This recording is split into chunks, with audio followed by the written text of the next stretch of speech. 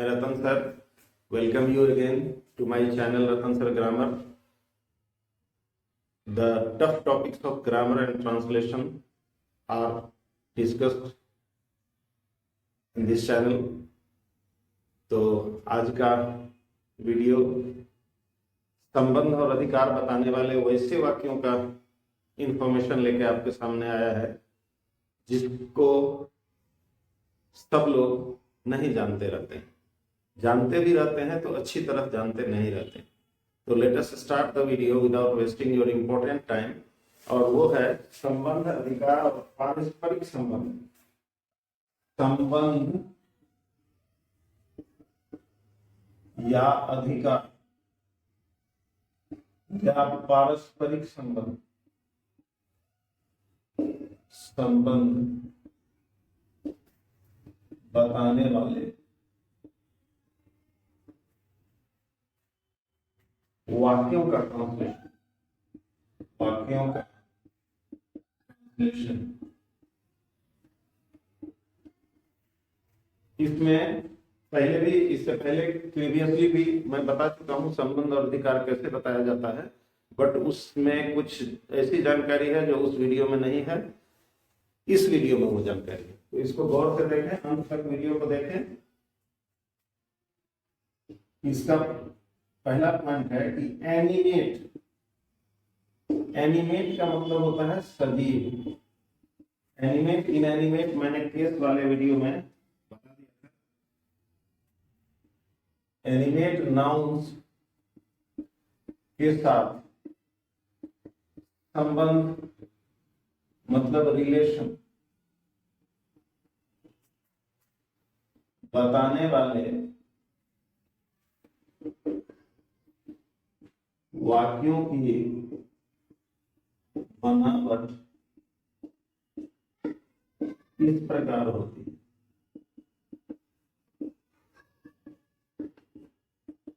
कैसी बनावट होती है इसको जाने और ट्रांसलेट कैसे किया जाएगा उनको ये जाने। सजीव संज्ञा, वही एनिमेट नाउन, सजीव संज्ञा शुरू में, उसके बाद का या की या के। हिंदी में ये का या की या के संबंधवाचक, संबंध कारक का चिन्ह होगा। उसके बाद कर्ता, यहां फिर एक संज्ञा ही रहेगी प्लस है या है। ऐसे वाक्य अगर मिलते हैं तो ऐसे वाक्यों को ट्रांसलेट करने का सूत्र होगा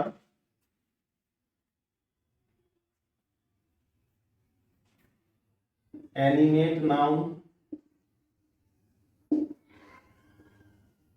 वही जो सजीव संज्ञा होती है वो इज या आर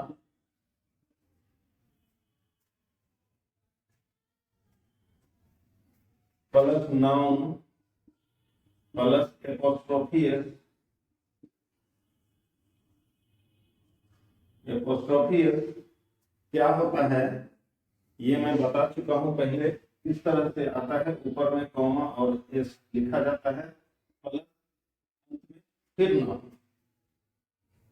दूसरा तरीका इसका होता है या किसी को ट्रांसलेट करने का, ये जो एनिमेट नाउन होता है ये सब्जेक्ट भी होता है, इसलिए इसमें सब्जेक्ट प्लस इज या आर।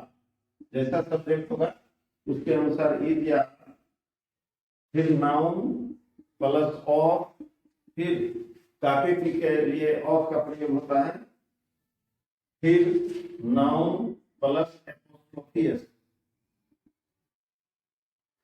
एपोस्ट्रोफी एस ऐसे ऊपर में कॉमा और एस लिखा। एग्जाम्पल देख लें, क्लियर समझ में आ जाएगा। जैसे वह मोहन का दोस्त है, इसका ट्रांसलेशन दो तरह से, ही इज मोहन फ्रेंड या he is a friend of Mohan's वह मोहन का दोस्त है, मतलब उसमें और मोहन में दोस्त दोस्त का संबंध है, ये संबंध बता दिया जाता है इसके द्वारा। लेकिन एक व्यक्ति या वस्तु रहने पर दूसरे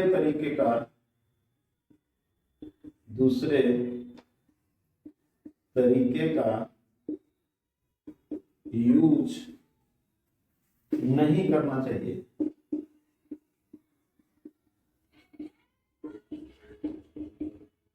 जैसे एग्जाम्पल, राधा मोहन की माँ है। अब राधा मोहन की माँ है, माँ एक ही होती है, तो वैसी हालत में यहाँ दूसरा तरीका जो है, ये मदर ऑफ मोहन इस तरह से नहीं बनेगा। इसका बनेगा राधा इज मोहन मदर। यहाँ Radha is a mother of Mohan ऐसे करके बनाना उचित नहीं होगा। अब दूसरा अगला पॉइंट, इनएनिमेट नाउन्स मतलब निर्जीव नाउन्स के साथ, जो भी निर्जीव नाउन होगा उसके साथ संबंध बताने वाले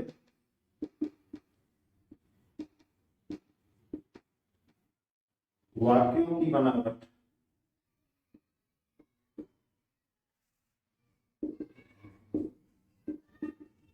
इस प्रकार होती है।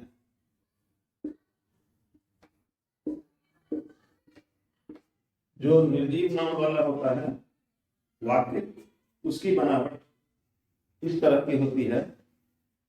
ये देख लीजिए, एक एक बनावट को और उसके बनाने का, ट्रांसलेट करने का जो सूत्र है उसको गौर से देखें। छोटी छोटी बातें हैं बट इम्पोर्टेंट हैं। You will easily be able to understand each and every point if you are careful at the time of visiting to the video. तो निर्जीव नाम वाले, उसमें निर्जीव संज्ञा आती है, साथ में का या की या के आता है। इसको आप कर्ता भी कह सकते हैं, कर्ता आता है शुरू में। उसके बाद काके की, उसके बाद सजीव या निर्जीव संज्ञा आती है। फिर जो भी कभी कभी सजीव भी, कभी कभी निर्जीव भी, और उसके साथ है या है ये आता है। अगर इस तरह का स्ट्रक्चर आ जाए हिंदी में, तो उसको ट्रांसलेट करने का सूत्र होता है सब्जेक्ट प्लस इज या आर। जैसा सब्जेक्ट रहेगा उसके अनुसार इज या आर, फिर नाउन और नाउन, दो जगह नाउन। जैसे यह इस कमरे की खिड़की है, तो निर्जीव संज्ञा सर्वनाम, संज्ञा के बदले यहाँ पे सर्वनाम भी आ सकता है। और उसके बाद काके की, फिर खिड़की, फिर है। तो this is the window of this room, noun of noun।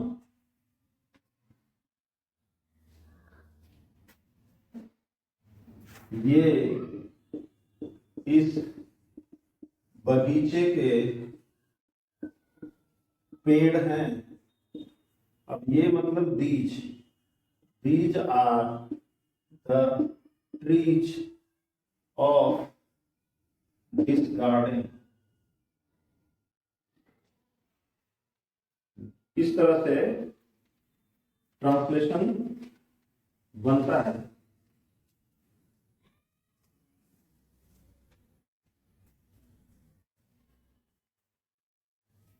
आगे का पॉइंट, पारस्परिक संबंध। पारस्परिक संबंध मतलब म्यूचुअल रिलेशनशिप। म्यूचुअल रिलेशनशिप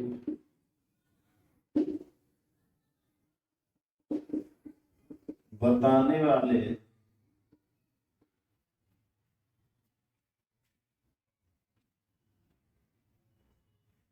वाक्यों की बनावट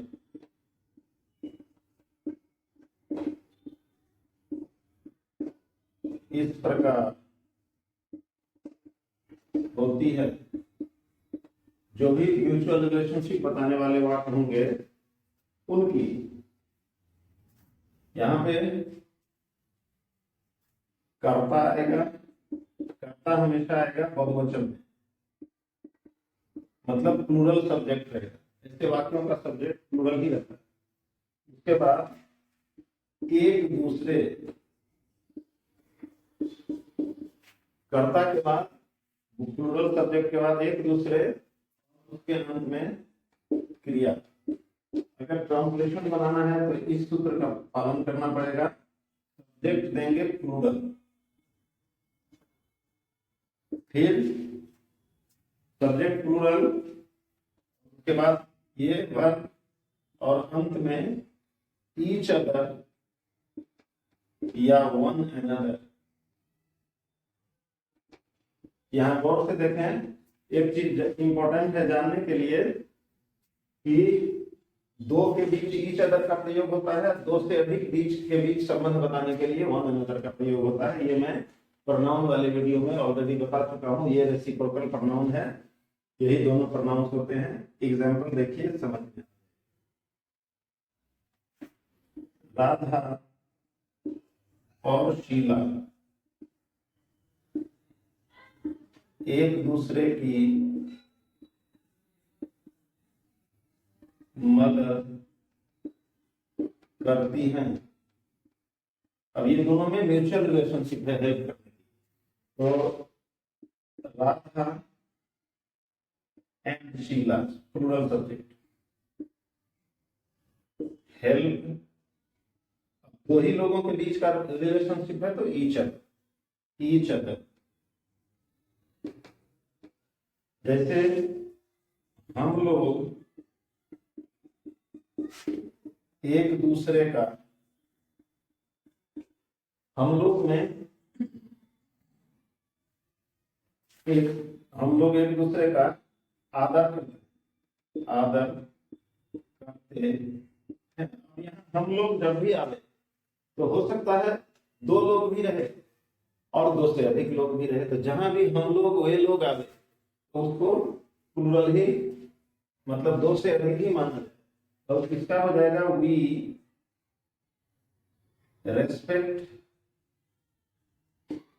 रेस्पेक्ट वन अनदर।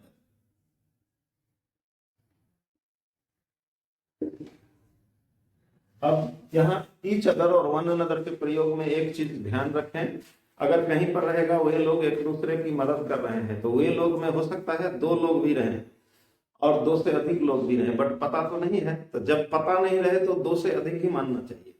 अगर पता रहे जैसे कि राधा और शीला विद्यार्थी हैं, वे एक दूसरे की मदद करती हैं, तो तब अब यहाँ राधा और शीला के बदले ही वे लोग आ गए यहाँ, तो इसलिए यहाँ क्लियर है कि दो ही है, दो के बदले वे लोग, तो वहां ईच अदर का प्रयोग करेंगे। अगर दो से अधिक की बात आवे, मतलब क्लियर ना रहे, तो दो से अधिक ही मानना चाहिए। ये बात हमेशा के लिए याद रखिए। अब जितना पॉइंट्स इस वीडियो में डिस्कस किया, सारे पॉइंट्स को टेस्ट करता हुआ वीडियो के अंत में जो मैं 10-12 हिंदी वाक्यों का एक एक्सरसाइज देता हूं, वही famous exercise, in order to test yourself that you have understood the points discussed in this video or not. तो वही translate the following into English. Number 1, एक एक वाक्य को ट्रांसलेट करके चेक कर लें आपने कितना समझा है। 10-12 हिंदी वाक्य रहेंगे इसमें। तो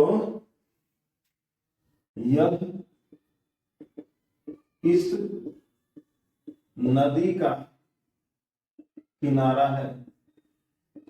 नंबर 2, पटना बिहार की राजधानी है। नंबर 3, हम लोग भारत के नागरिक हैं। नंबर 4, यह इस शहर का पार्क है। नंबर 5, मैं इस स्कूल का विद्यार्थी हूं।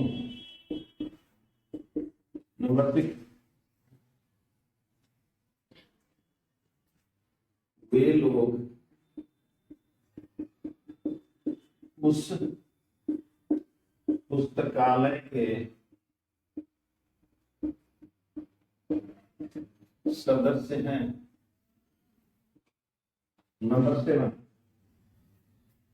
वे इस कोट के बटन हैं। नंबर 8, ये भारत के गांव हैं। 9,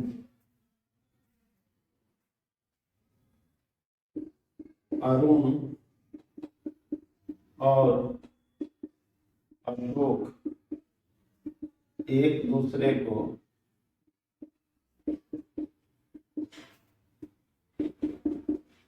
गाली दे रहे हैं। नंबर 10,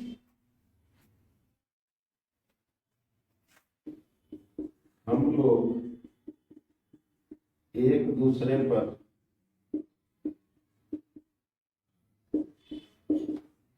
निर्भर करते हैं।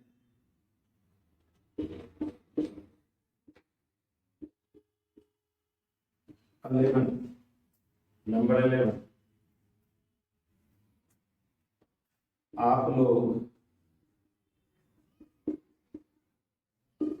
एक दूसरे को चिढ़ा रहे थे। 12,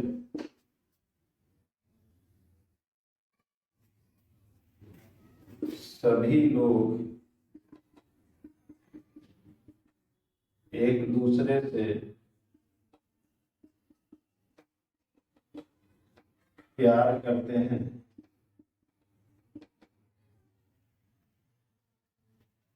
नंबर 13,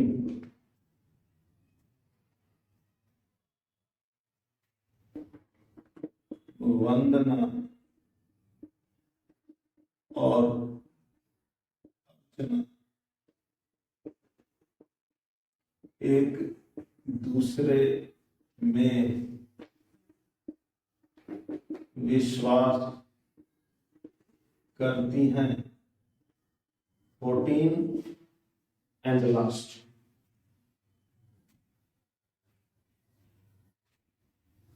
करीम तथा सलीम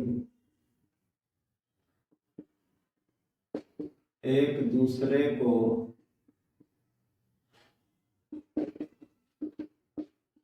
बुला रहे थे। ये 14 हिंदी वाक्यों वाला एक ऐसा एक्सरसाइज है जो आपको दिए गए वीडियो में इंफॉर्मेशन को चेक करने के लिए काफी। तो इन वाक्यों को ट्रांसलेट करके चेक करें कि आपने इस वीडियो में बताए गए पॉइंट्स को कितना समझा। कोई बात टफ लगे तो you are free to leave your own comment in the comment section of the video। इस वीडियो का यहाँ अंत होता है। वीडियो को अंत तक देखने के लिए थैंक्स अ लॉट। वीडियो को लाइक शेयर करते रहें, चैनल को सब्सक्राइब करके रख लें, ताकि अभी बहुत कुछ जानने को बाकी है। तो वीडियो का अंत तक आपको देखने के लिए थैंक्स अ लॉट। मिलते हैं अगले वीडियो में, तब तक अपना ख्याल रखें। आपका दिन शुभ हो। शुक्रिया।